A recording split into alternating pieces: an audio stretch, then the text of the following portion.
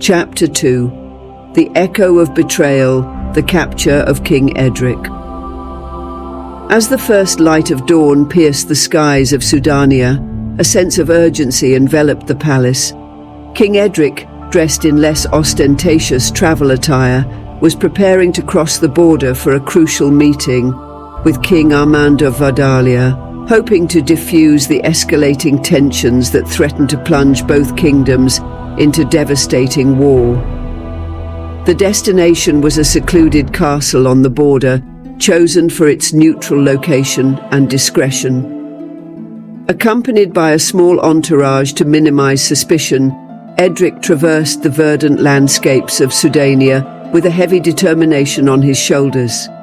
Meanwhile, back in Sudania, Queen Lysandra and Princess Dama were gearing up to manage the kingdom's affairs in his absence, aware of the dangers but filled with hope.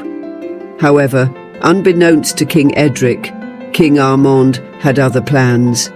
Seeing an opportunity to weaken Sudania and expand his own territory, Armand had orchestrated an ambush under the guise of diplomacy. Upon Edric's arrival at the castle, instead of a welcome, armed soldiers awaited him, leading to his swift and brutal capture. King Armand, a ruthless strategist, had long coveted the fertile lands and riches of Sudania. Capturing Edric was not just an act of war, but a ploy to force Sudania into territorial and economic concessions. By holding Edric hostage, Armand counted on the disarray and paralysis of his kingdom to press his royal family into accepting unfavorable terms. The news of King Edric's capture spread like wildfire through Sudania, sowing panic and disorder. The royal court, already tense with security concerns, was plunged into crisis. Queen Lysandra, deeply shaken, had to quickly mask her fear to assume provisional leadership.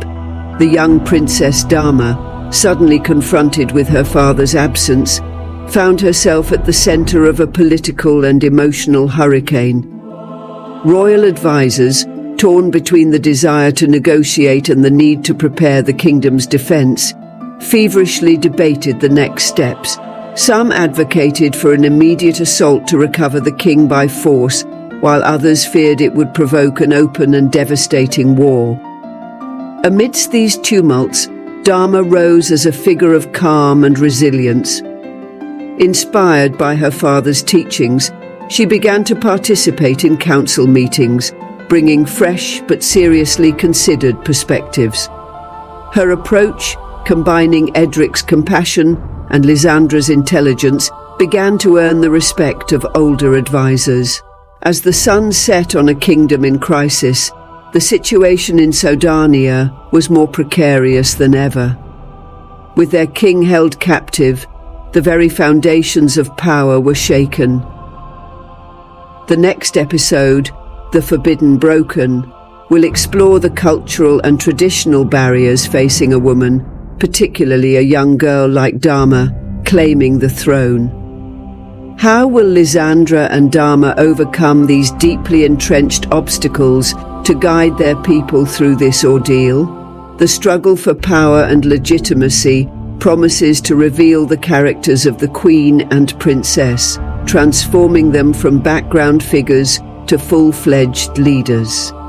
Stay with us to discover how a crisis can become the catalyst for monumental change, not only in a kingdom, but in the hearts of those who lead it.